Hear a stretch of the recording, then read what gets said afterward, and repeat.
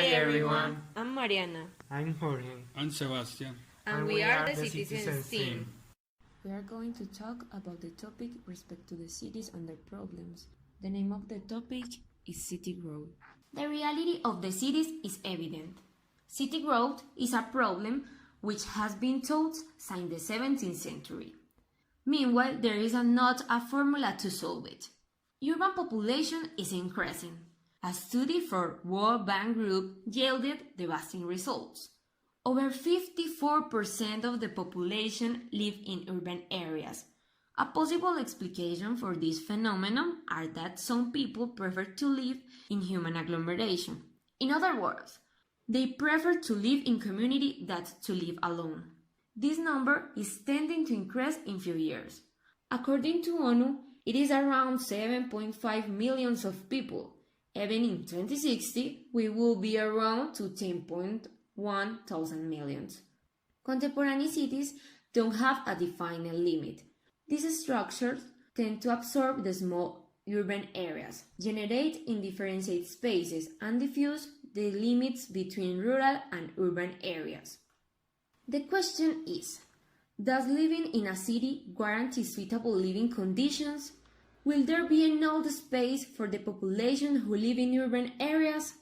Could the city supply the requirements for the people?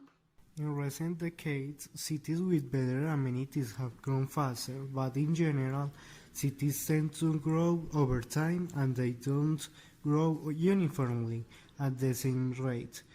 This problem triggers other situations that we know currently and generate new repercussions in the future. The first problem is migration. In one hand, people who live in rural areas decide to move to the city looking for opportunities in education, health and job. On the other hand, the structure of cities are not enough. For example, Medellin is a city which does not have a defined border apparently. Its borders and the real estate demand lead to have constructions in the suburbs which can generate or not unsuitable conditions for people because of the lack of planning. How could we government guarantee the same conditions in rural areas to prevent migration to the cities? The second problem is population growth. It increases because culture and education are not enough. Then the birth rate increases and the urban space in the city is not enough for population.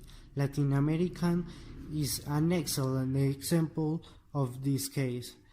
How could the politicians contribute in education and culture in vulnerable population to prevent this fact? Could we control the birth rate tendency? Not less important is the capitalism. When the people in the city increase, the consumerism increases too. This phenomenon affects the environment. It establishes a confused limit between the urban and rural areas. How could we prevent the rampant consumption? How could we guarantee a sustainability between environment and people? The effects and consequences about city growth problems are devastating. One of them, and the most important, is the increase of population.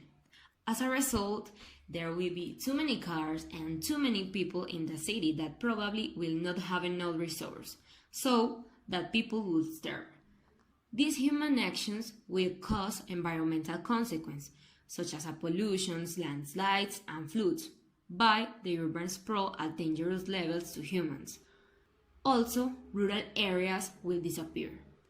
In 2050, will the population have the environmental awareness?